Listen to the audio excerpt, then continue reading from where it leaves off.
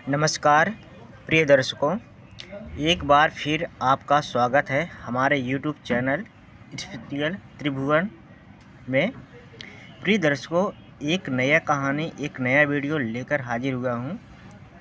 बूढ़े गिद्ध ने बताया है कि इन 4 लोगों को कभी भरोसा मत करना। वो इन चारों लोगों को किसी भी स्त्री और धन को देखकर नीयत खराब कर लेते हैं। प्रिय दर्शकों, हम कहानी शुरू कर रहे करें। आप इस कहानी में खो जाएं। इससे पहले आप हमारे चैनल पर पहली बार आए हैं तो चैनल को सब्सक्राइब और लाइक करें, बेल आइकन प्रेस करें ताकि अच्छे कमेंट किया करें, ताकि हर एक नया वीडियो का नोटिफिकेशन पहले आप तक पहुँचे, उसका आप फ़ायदा उठा सकें।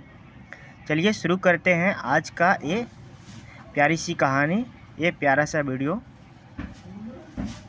प्रिय दर्शकों, एक गांव में एक रामू नाम का किसान रहता था और उस किसान के चार पुत्र थे। चारों धीरे धीरे बड़े हो रहे थे। प्रिय दर्शकों, रामू के 3 पुत्र काफ़ी बुद्धिमान थे, लेकिन उसका जो छोटा पुत्र था वह कुछ कम बुद्धि वाला था। लेकिन उसमें एक विशेषता थी, वह जितना कम बुद्धि वाला था उतना ही उसका शरीर तगड़ा और तंदुरुस्त था। उस किसान रामू के मन में एक विचार आया, मेरे तीनों बेटे तो काफ़ी बुद्धिमान हैं, वो अपना जीवन किसी न किसी प्रकार काट लेंगे, लेकिन मेरा छोटा बेटा कम बुद्धि वाला है, इसके जीवन के लिए बड़ी चिंता हो रही है।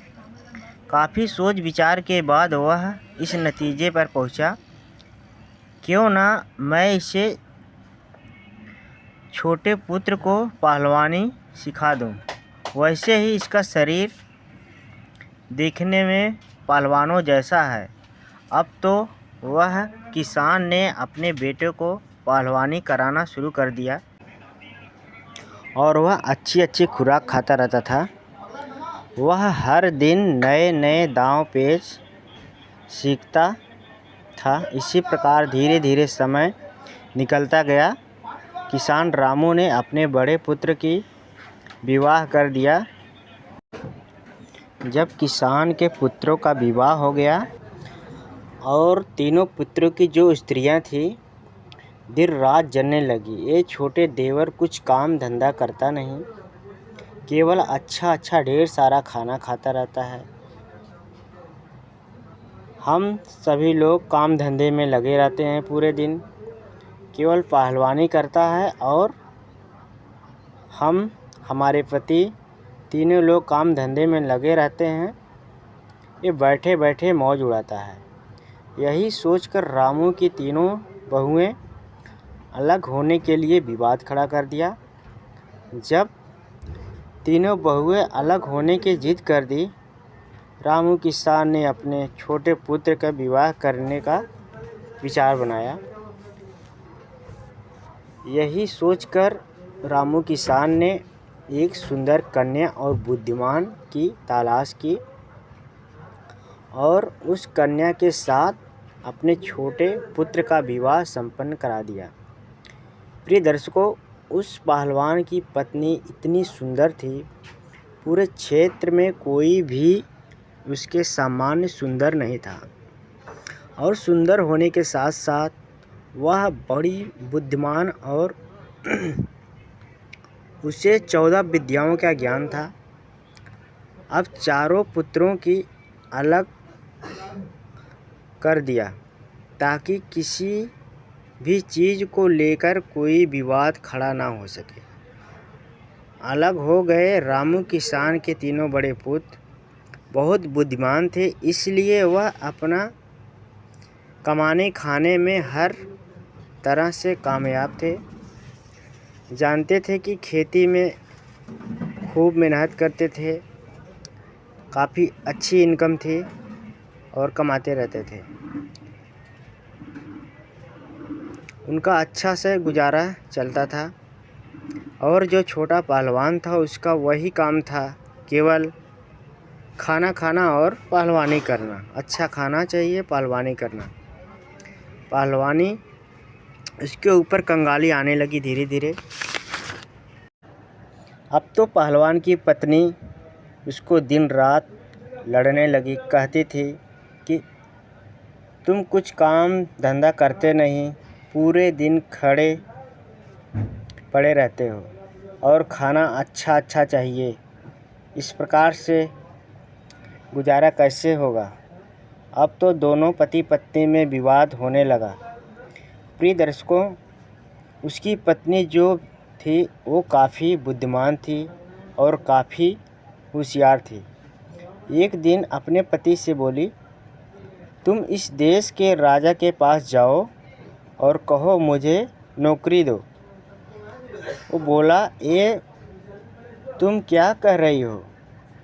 मैं तो कुछ काम जानता नहीं हूँ, केवल कुश्ती लड़ सकता हूँ और भोजन कर सकता हूँ, और मुझे कोई काम तो आता नहीं। मुझे राजा के यहाँ नौकरी कैसे मिल सकेगी? और मिली भी जाए तो मैं वहाँ क्या करूँगा? पत्नी ने कहने लगी, तुम इस बात की चिंता ना करें, मैं कुछ नहीं जानता हूँ। मैं जो कहती हूँ तुम वो करो। मेरे कहने से तुम महाराज के पास जाओ और महाराज से कहो, महाराज मैं आपके पास आया हूँ, नौकरी करना चाहता हूँ।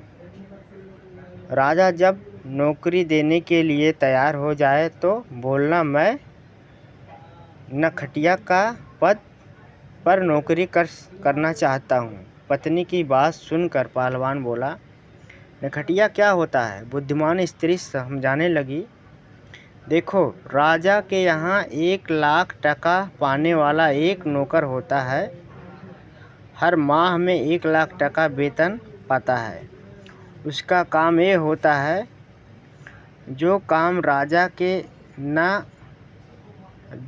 राजा से ना हो सके और सेनापति से भी ना हो सके और उसके किसी मंत्री से भी ना हो सके, वो काम को एक नखटिया को करना पड़ता है।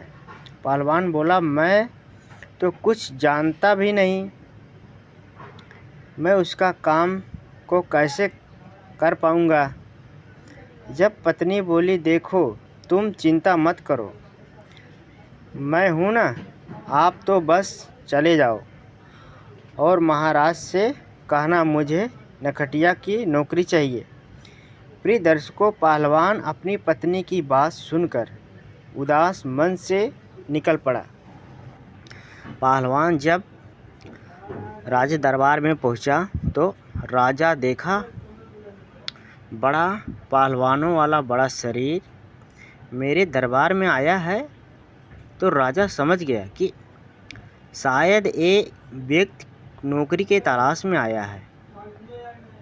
महाराज ने उसे पूछा, आप किस लिए आए हो? वह कहने लगा, महाराज मुझे नौकरी चाहिए। राजा ने कहा, अच्छा ठीक है, आप हमें बताएंगे कि आप क्या करोगे और क्या आप कर सकते हो? तब वह कहा, महाराज, जो काम आपसे नहीं होगा, आपके मंत्री से नहीं होगा, आपके किसी के से नहीं होगा, वो काम मैं कर सकूँगा।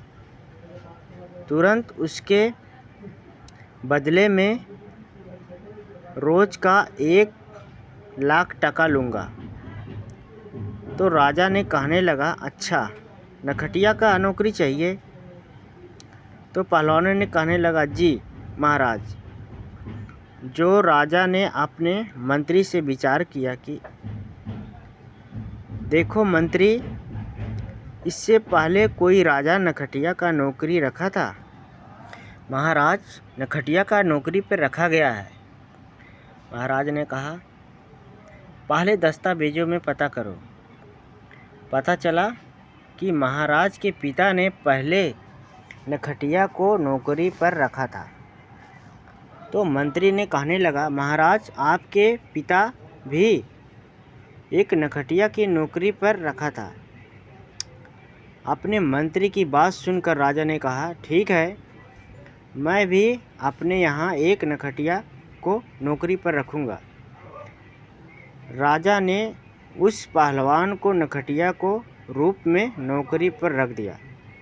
नखटिया कहने लगा, ठीक है महाराज, मुझे रहने के लिए कोई अच्छा सा कमरा दिला दीजिए। जब भी कोई काम आपसे नहीं हो पाएगा, मंत्री से नहीं होगा, सेनापति से नहीं होगा, तो खबर भेजकर हमें बुला लेना। राजा ने अपने यहाँ जो शाही बाग था रहने के लिए कह दिया। उस शाही बाग में एक बहुत सुंदर महल बना हुआ था। राजा ने कहा, नखटिया तुम इस महल में आराम से रह सकते हो। जब मुझे आवश्यकता बढ़ेगी मैं बुला लूँगा। उसी दिन से वह पहलवान रोज 1 लाख टका वेतन रोज पाने लगा और आराम से रहने लगा। उसे राज की तरफ से एक सुंदर महल भी मिल गया था। पहलवान बड़ी ही आराम से उस राजसी महल में रहने लगा। प्रतिदिन वह पहलवानी करता था, बागीचे में घूमता और टहलता था और अच्छा खाना खाकर आराम से सो जाता था। धीरे धीरे वहीं वक्त बीत जाता है। एक दिन राजा ने कहा, पहलवान तुम मुझे अपने घर ले चलो, मैं देखना चाहता हूँ कि तेरा घर कैसा है। अब तो वो पहलवान राजा का आदेश टाल ना सका। मंत्री और राजा को लेकर अपने गांव के लिए चल देता है। पहलवान और राजा मंत्री को अपने घर ले जाता है। पहलवान की पत्नी बहुत सुंदर थी और बहुत ही स्वादिष्ट भोजन बनाती थी। उसने देखा राजा और मंत्री हमारे घर आए हैं। उसने वह सुंदर भोजन बनाया और अपने हाथों से परोसा। राजा की नज़र पहलवान की पत्नी पर चल गई। पहलवान की पत्नी इतनी सुंदर थी, राजा की पत्नी तो कुछ भी नहीं। इससे आगे राजा यह देखकर आश्चर्यचकित हो गया। अब राजा मंत्री से कहने लगा, मंत्री पहलवान की पत्नी इतनी सुंदर है, हमारी रानी भी इतनी सुंदर नहीं है। हाँ महाराज, सुंदर तो है, परंतु क्या किया जाए, ये तो अपना अपना नसीब है। किसी के नसीब में सोना है तो किसी के नसीब में मिट्टी भी नहीं। राजा बोला मंत्री बताओ, मैं इसकी पत्नी को अपना रानी बनाना चाहता हूँ। किस प्रकार हमें अपनी पत्नी बना सकते हैं? क्या किया जाए? इसके लिए हमें क्या करना चाहिए? प्रिय दर्शकों, कहते हैं राजा, जल, योगी, अग्नि, इनकी उल्टी नीति है। हमेशा बचकर चलो। राजाओं के उल्टे नियम होते हैं। मंत्री और राजा सोचने लगे, पहलवान की पत्नी तो महल में कैसे लाया जाए। अब तो वे उसी दिन से पहलवान की पत्नी को हड़पने का षड्यंत्र सोचने लगे। धीरे धीरे कुछ समय और बीत जाता है। इधर राजमाता वह बीमार पड़ जाती है। जब राजमाता बीमार पड़ गई तो राजा बड़े बड़े पैतरे आजमाए और बड़े से बड़े वैद्य को दिखाया, परंतु कोई भी वैद्य ठीक ना कर पाया। राजमाता को पेट दर्द होता था, बदन दर्द की बीमारियां बढ़ती चली गई। कोई भी वैद्य उनका इलाज नहीं कर सका। एक दिन एक वैद्य जी आए। मंत्री ने मन में विचार किया कि मुझे कुछ षड्यंत्र रचना चाहिए। वैद्य को देखकर मंत्री कहने लगा, वैद्य जी, हमारे महाराज की माँ राजमाता बीमार हैं, क्या उनका इलाज कर सकते हैं? वैद्य ने कहा, हाँ अवश्य, मैं उनका इलाज कर सकूँगा। मंत्री ने कहा, देखो जी, आपका इलाज मेरे अनुसार करना होगा। मंत्री ने कहा, मैं आपको 50 स्वर्ण मुद्राएं दूंगा यदि आप जब उनका इलाज करोगे तो इनका इलाज के लिए तुम उनसे ऐसी वस्तु मंगवाना जो कहीं भी उपलब्ध ना हो। वैद्य को जब 50 स्वर्ण मुद्राएं मिला तो वैद्य लालच में आकर आ गया। वैद्य ने कहने लगा, चलो मंत्री जी, मैं वैसा ही करूँगा। अब तो मंत्री वैद्य को लेकर राज दरबार में आता है और राजा से कहता है, महाराज, यह वैद्य जी बड़े ही माने हुए हैं, उन्हें मैं एक काशीपुरी से बुलाकर लाया हूँ। यह वैद्य की जी राजमाता का इलाज करना चाहते हैं। महाराज बोले, तब तो बड़ी ही प्रसन्नता की बात है। राजमाता फौरन उस वैद्य के साथ लेकर राजा पुरोहित सेनापति और मंत्री के साथ लेकर अपनी राजमाता के पास जाता है। राजमाता का इलाज करने में वह पहले से ही कई वैद्य लगे हुए थे। वैद्य जी ने राजमाता की नब्ज देखी और नब्ज देखकर राजमाता से कहा, महाराज, इनका इलाज होना अब संभव नहीं है। राजा एकदम घबरा गया। राजा कहने लगे, क्या वैद्य जी, क्या बात है? वैद्य जी ने कहा, राजन, आपकी माता सिर्फ एक ही वस्तु ठीक कर सकती है। राजा कहने लगा, बताओ तो सही, क्या है? वैद्य जी बोले, वह वस्तु बड़ी ही दुर्लभ है, इतनी आसानी से नहीं मिल सकती। राजा बोले, आप तो बताओ सही, मैं उस औषधि को कुछ भी करके ढूंढ कर लाऊंगा। तब वैद्य जी ने बताया कि महाराज, यदि आप 4 हूरबिला मंगवा लो तो आपकी माता ठीक हो सकती हैं। 4 हूरबिला को मंगाकर आप उनका तेल निकाल कर उस तेल से राजमाता की शरीर पर मालिश करवाएं। राजमाता बिल्कुल जल्द ही अवश्य ठीक हो जाएंगी। वैद्य जी बात सुनकर मन में विचार करने लगा कि अवश्य हम उस हूरमिला जानवर को मंगवाएंगे। वह कहाँ मिलता है? वैद्य जी ने कहने लगा, वह हूरमिला हिमालय के जंगलों में मिलते हैं। यही वैद्य राजमाता का इलाज करने में लग जाता है और महाराज दरबार में आते हैं। दरबार के आकर महाराज ने अपने समस्त सभासदों से बुलाया, मंत्रियों को बुलाया, सेनापतियों को बुलाया और उनसे कहा, कोई भी ऐसा योद्धा है जो हूरमिला नामक जानवर ला सकता है? यह बात सुनकर कुछ समझदार व्यक्ति कहने लगे, महाराज, ये हूरमिला क्या है?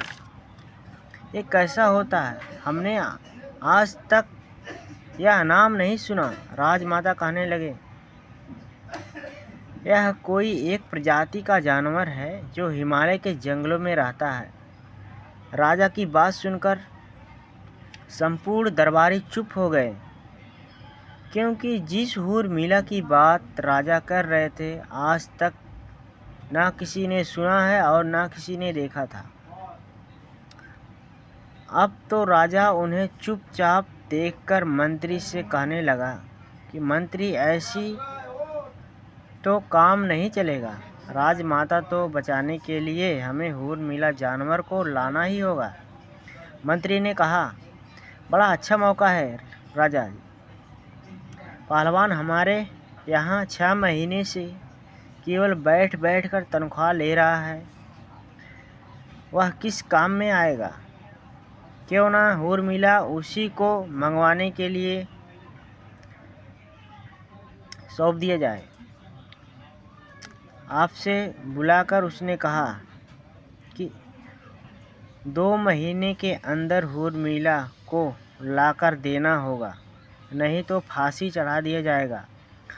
और महाराज, इस तरीके से वह उर्मिला को लेने के लिए अगर वह ले आता है तब तो ठीक है, राजमाता बच जाएंगे। अगर वह मर जाता है तो और भी अच्छी बात है, क्योंकि उनकी पत्नी फिर आपके लिए रह जाएगी। आप उसे राजमहल में ले आ सकते हैं कि नियत तो पहले से ही पहलवान की पत्नी पर थी। राजा ने कहने लगा, वाह मंत्री, क्या अच्छी सुझाव दिया। पहलवान अभी उर्मिला नहीं ला सकता तो हम उसको फांसी चढ़ा देंगे, क्योंकि वो 6 महीने से लाख टका रोज ले रहा है। अब तो राजा ने बिना देर किए 4 सिपाही भेजे और पहलवान को अपने दरबार में बुला लिया। पहलवान महाराज के दरबार में आ जाता है। महाराज से कहा, पहलवान, तुम काफ़ी समय से बैठे हो, वेतन ले रहे हो, अभी तक कोई काम तुमसे हमारा नहीं हुआ। अब एक आवश्यकता काम आ गया है। पहलवान बोला, महाराज आज्ञा दीजिए। अवश्य करूँगा। तब राजा ने कहा कि हमें 4 उर्मिला की ज़रूरत है। उनका तेल निकलवाना है और तेल निकालकर राजमाता के शरीर पर मालिश करना है, जिससे उनकी बीमारी दूर हो सकेगी। राजा की बात सुनकर पहलवान सोचने में पड़ गया। कहने लगा, महाराज, मुझे कुछ समझने में नहीं आया, यह उर्मिला क्या होता है। राजा ने कहा, हम भी नहीं जानते, लेकिन तुम्हें लाना है। काफ़ी सोच विचार के बाद पहलवान कहने लगा, महाराज, आप मुझे कुछ समय दीजिए। राजा बोले कि इसके लिए तुम्हें 1 महीने का समय देता हूँ। यदि आप 1 महीने में अंदर उर्मिला को नहीं ला सकेंगे तो आपकी फांसी पर चढ़ा दिया जाएगा। पहलवान महाराज की बात सुनकर भयभीत हो जाता है, घबरा जाता है और अपने बगीचे में आता है। मंद बुद्धि का तो वह था ही। मन में विचार करने लगा कि चलो देख लूँगा, अगर कहीं मिलेगा तो हमारे पास 2 महीने का समय है। इस प्रकार 4 दिन 5 दिन बीत गया। इस प्रकार 4 दिन का समय यूं ही निकल दिया। अब इधर राजा और मंत्री और सेनापति मन में विचार करने लगे कि लगता है वह अभी भी तक उर्मिला लेने नहीं गया। 4 दिन से आराम से बगीचे में सो रहा है। आप उसके पास जाइए और उससे कहिए कि वह जल्द से जल्द उर्मिला जानवर को लेकर आए, वरना हम उसे फांसी पर चढ़ा देंगे। यह बात सुनकर के राजा कहने लगे, ठीक है, मैं जाता हूँ और देखता हूँ कि वह अभी तक क्यों नहीं गया है। सेनापति विचार करके राजा उस पहलवान के घर पर जाते हैं। पहलवान ने यह बात अपनी पत्नी को कभी नहीं बताई कि पहलवान की पत्नी बुद्धिमान थी उनसे एक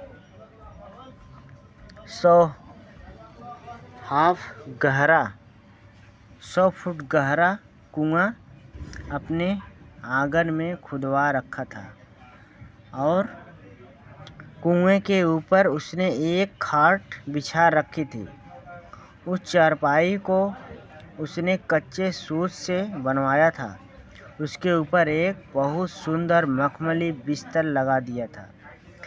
जब राजा ने दरवाज़ा खटखटाया और आवाज़ लगाई तो पहलवान की पत्नी ने आकर दरवाज़ा खोला और द्वार पर राजा को देखकर आश्चर्य रह गई। महाराज, आप तो उस पहलवान की पत्नी ने राजा का बड़ा स्वागत किया और कहने लगी कि महाराज, आप यहीं बाहर विराजिए, मैं आपके लिए भोजन लेकर आती हूँ। मेरे पति इस समय घर पर नहीं है। राजा कहने लगा, अरे नहीं, मैं बाहर क्या करूँगा, मैं तो आपके साथ अंदर आना चाहता हूँ। अब तो राजा पहलवान के बारे में उसकी पत्नी से गलत बातें कहने लगा, इस सुंदरी लगता है पहलवान आपकी अच्छे से देख रेख नहीं करता और यह आपको क्यों अच्छे से रखेगा, वह तो खुद दूसरे की नौकरी करता है। अगर तुम हमारे महलों की रानी होती तो जिंदगी कितनी खूबसूरत होती। राजा के मुख से जब इस तरफ की मीठी बातें सुनी, पहलवान की पत्नी ने सुन्न हो गई। समझ गई कि लगता है राजा की नीयत खराब है, इसलिए अब इसको सबक सिखाना चाहिए। पहलवान की पत्नी ने राजा से कहा कि आओ महाराज, अंदर आइए, आप ठीक कह रहे हैं। पहलवान किसी भी की तरह से मेरे योग्य नहीं है। अब मैं ही उसे छोड़ दूंगी और आज मैं आप तुम्हारे साथ रहूंगी। उसने और भी दिमाग से काम लिया। राजा साथ अंदर चला जाता है। इसके महल में पहलवान की पत्नी ने क्या किया, जो उसने कच्चे सूत का पलंग बनवाया हुआ था, ऊपर से मखमल का चादर बिछाया हुआ था रखी थी। उसने राजा से कहा कि आप इस चारपाई पर बैठिए, आपकी सेवा करती हूँ। जैसे ही राजा उस चारपाई पर बैठता है तो कच्चे धागे की बना हुआ सूत का पलंग टूटकर उसी कुएं में गिर जाता है। महाराज सोचने लगे कि यह क्या हुआ, अब तो मैं फंस गया। इधर महाराज नीचे गिरे जाते हैं, इधर पहलवान बड़े आराम से समय पास कर रहा था। जब सुबह हुई तो पहलवान की पत्नी ने अपने देवर जेठ के पुत्र को बुलाया था।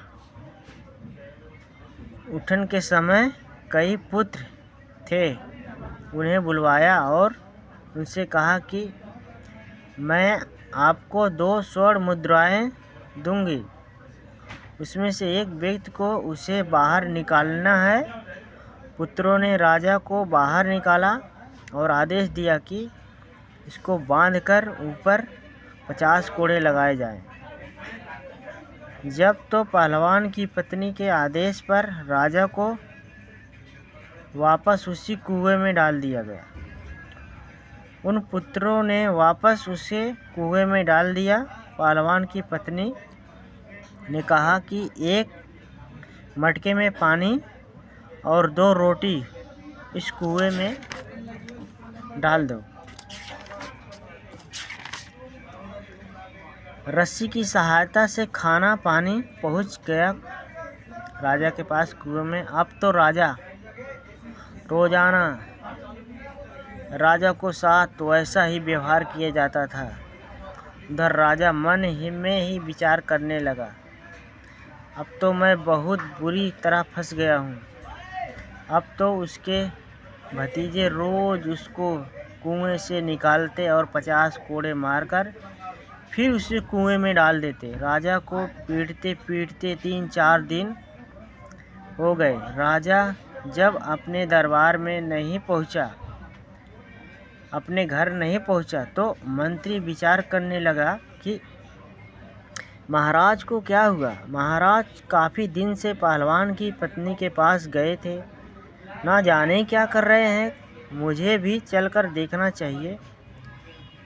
वैसा विचार करके मंत्री ने चल देता है।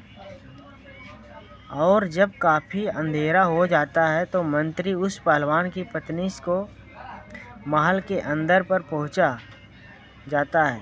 आवाज़ लगाई तो पहलवान की पत्नी बाहर आती है।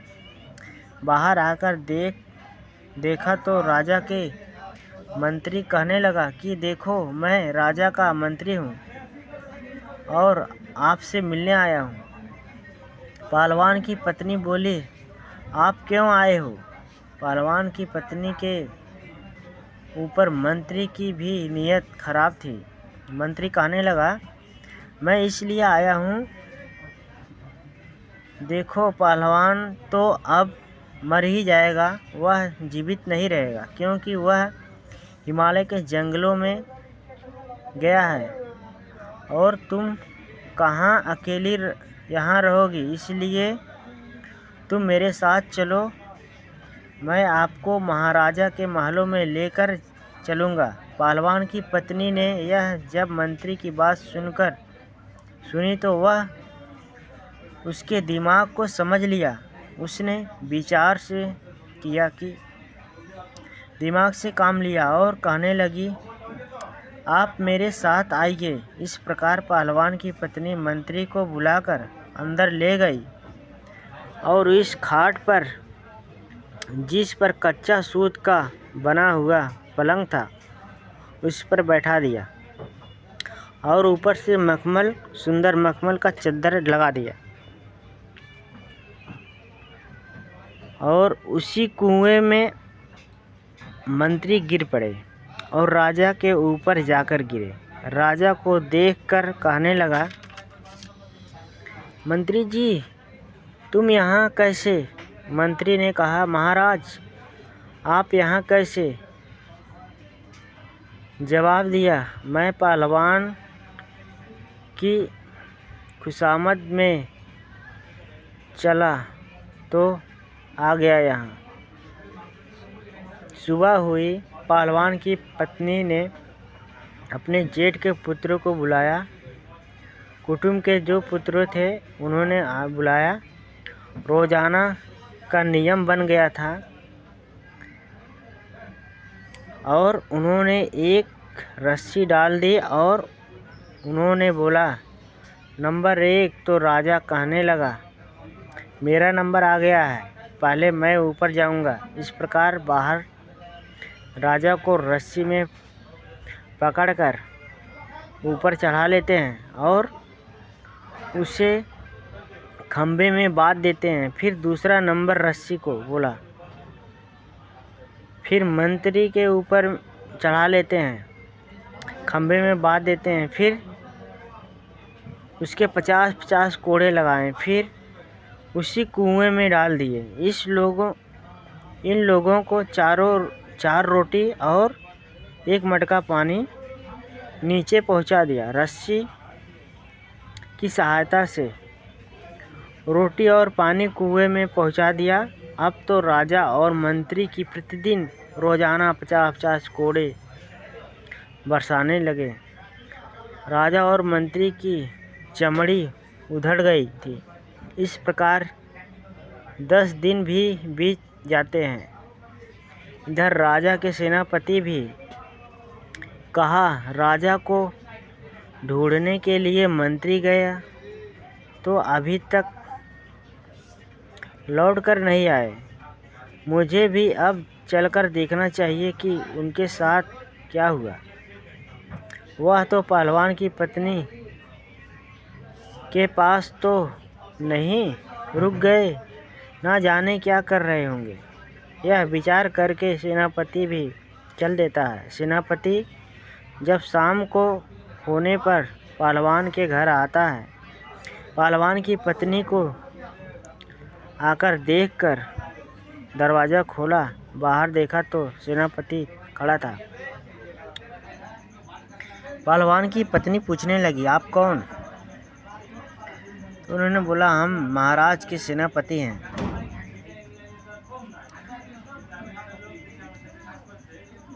हम महाराज के सेनापति हैं और तुम्हारे पास आज की रात्रि बिताना चाहते हैं। क्योंकि पहलवान की पत्नी बहुत ही सुंदर थी। एक बार जो देख ले उसे देखकर मन मोहित हो जाता था। सेनापति की मंशा को अच्छी तरह से समझ पर रख ले, क्योंकि वह बुद्धिमान थे। इस षड्यंत्रकारी सेनापति को भी सबक देना चाहिए।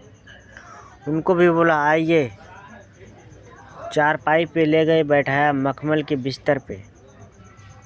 उसके बाद वो भी उसी कुएं में गिर गए सेनापति, और उनको भी सुबह शाम कोड़े से निकालकर, रस्सी से निकालकर कोड़े से मारने लगे। राजा और सेनापति मंत्री की हालत दिन प्रतिदिन खराब होती गई।